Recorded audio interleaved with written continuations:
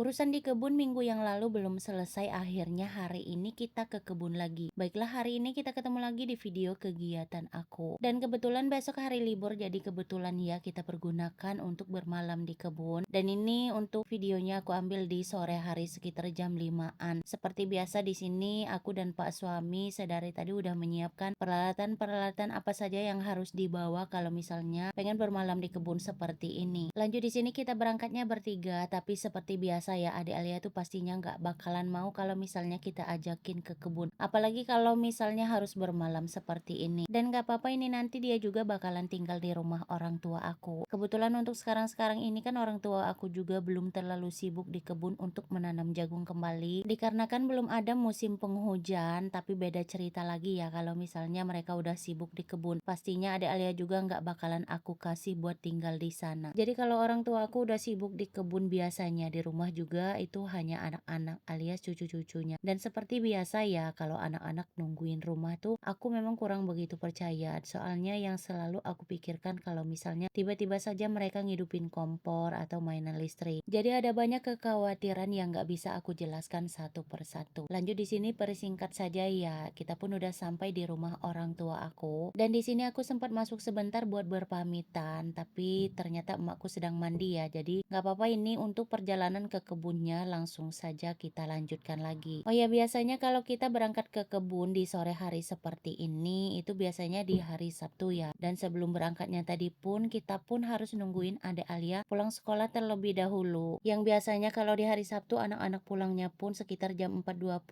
belum lagi untuk waktunya harus kita pergunakan untuk bersiap-siap. Makanya pada saat di tengah perjalanan seperti ini kondisinya juga udah hampir gelap. Dan seperti biasa ya, untuk mengantisipasi karena yang nggak mungkin juga sesampainya di kebun nanti aku bakalan masak. Jadi untuk makan malamnya di sini kita beli bakso saja. Kebetulan untuk warung bakso ini sering kita kunjungi dan pernah juga aku masukkan ke dalam beberapa kegiatan yang aku bagikan. Nah, ini sembari nungguin pesanan kita yang sedang dibuatin. Aku pun sempat bilang sama Pak suami ya, kalau sebelum berangkatnya tadi aku tuh benar-benar lupa bawa perbekalan buat dimasak untuk besok pagi. Tapi beruntungnya beliau bilang kalau di rumah kita yang di kebun itu masih ada sedikit stok beras buat dimasak. Jadi kemungkinan untuk besok lauknya kita cari saja di luar yang sekiranya bisa dimakan biar nggak terlalu ribet. Dan beruntungnya punya suami juga nggak yang terlalu banyak ini itu ya. Kalau misalnya sempat ya masak, kalau misalnya nggak sempat ya udah kita cari saja di luar. Termasuk juga di rumah kalau misalnya aku pengen beres-beres ya beres-beres, kalau enggak ya enggak. Nah, ini tadi selain beli bakso aku juga sempat beli sedikit gorengan. Soalnya seperti biasa ya, kalau di kebun untuk cuacanya juga biasanya lebih dingin. Dan seperti yang kita ketahui kalau di cuaca dingin biasanya kita juga cepet banget berasa lapar. Nah, berhubung kondisi jalannya juga udah semakin gelap ya, jadi ini tuh untuk perjalanannya banyak yang aku persingkat. Tiba-tiba saja kita udah melewati area banyak perkebunan seperti ini yang pertanda sebentar lagi kita pun udah hampir sampai di rumah yang di kebun. Seperti biasa sebelum kita sampai di rumah kita pun harus melewati jalan tanah seperti yang tadi aku perlihatkan. Dan ini dia untuk rumah kita yang di kebun juga udah terlihat di depan mata. Jadi segini dulu video kegiatan aku hari ini. Sampai jumpa kembali di video kegiatan aku esok hari. Mohon maaf jika ada salah-salah kata. Assalamualaikum.